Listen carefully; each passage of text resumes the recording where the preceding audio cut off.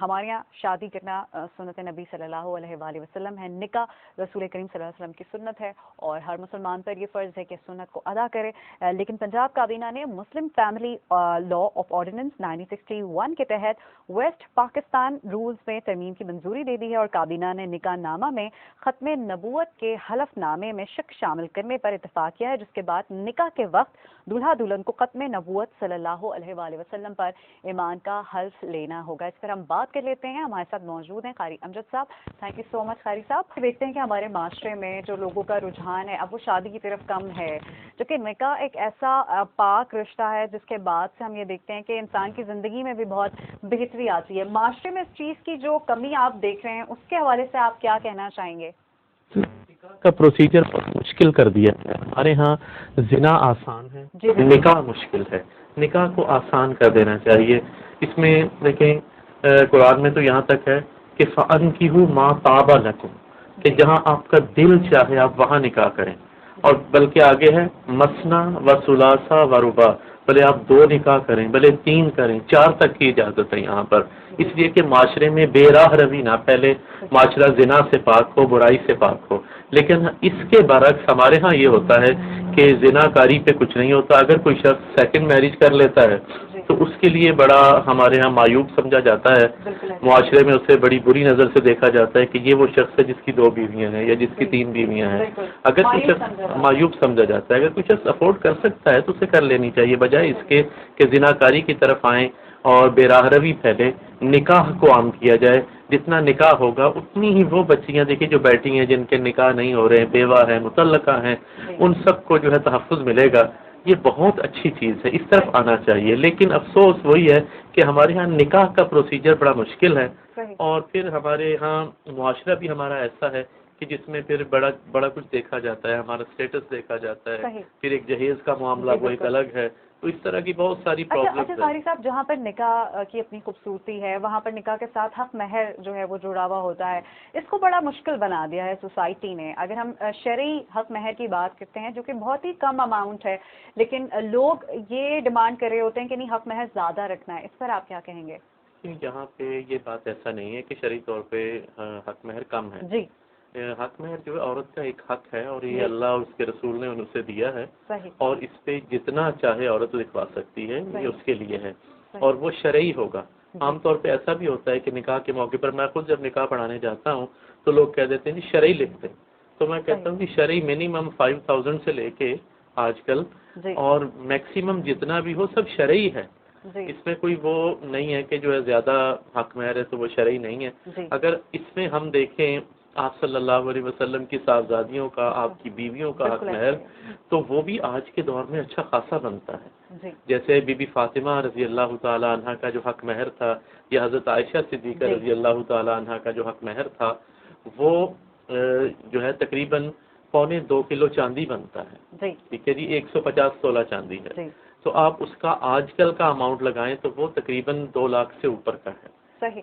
تو جس طرح سے ہم یہ دیکھ رہے ہیں سوسائٹی میں اب ایک کانسیپٹ ہے کہ بھئی جہیز تو ہوگا تو ہی بیٹی کی شادی ہوگی، ورنہ تو لوگوں نے اپنی بیٹیوں کو گھروں میں بوڑھا کر دیا، ہم ایسے بہت سارے گھر ایسے دیکھتے ہیں۔ آپ لوگوں کے لیے کیا پیغام دینا چاہیں گے، اسپیشلی کیونکہ آپ جیسے جو لوگ ہیں جو ماشاءاللہ سے جن کو اتنا علم ہے، شعور رکھتے ہیں، اگر وہ معاشرے کو سمجھاتے ہیں کچھ تو لوگ زیادہ بہتر طریقے سے سمجھ سکتے ہیں؟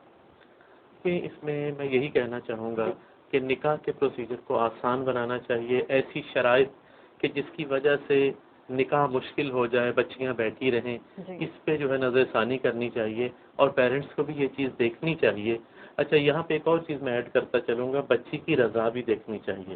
بعض اوقات ایسا ہوتا ہے پیرنٹس اپنے خاندان کو بچانے کے لیے ایک اپنے نکاح بل جبر نہ ہو، نکاح بل جبر نہ ہو، بچی کی رضا شامل ہو۔ دوسری چیز اس میں یہ ہے کہ آسانی پیدا کریں۔ جہیز کوئی اچھی چیز نہیں ہے، جہیز کی لالچ کو ختم کر دیا جائے، اور یہ ہمارے پیارے نبی صلی اللہ علیہ وسلم نے 1450 سال پہلے اس چیز کو ختم کر دیا۔ بی بی فاطمہ جو کہ شہزادی تھیں، آپ صلی اللہ علیہ وسلم کوئی غریب آدمی نہیں تھے، آپ ریچسٹ آدمی تھے۔ آپ یہ دیکھیں کہ آپ ایک اسٹیٹ کے جو ہے اس وقت سربراہ تھے، مدینہ ایک الگ ریاست تھی، اور اس کے سربراہ سرکار دو عالم صلی اللہ علیہ وسلم تھے، اور آپ کی بیٹی تو وہ پرنسس تھی، وہ شہزادی تھی، کیا بات، اور وہ ناٹ اونلی کہ وہ دنیاوی طور پہ بلکہ وہ اخروی طور پر بھی شہزادی اور جنت پہ خواتین کی سردار.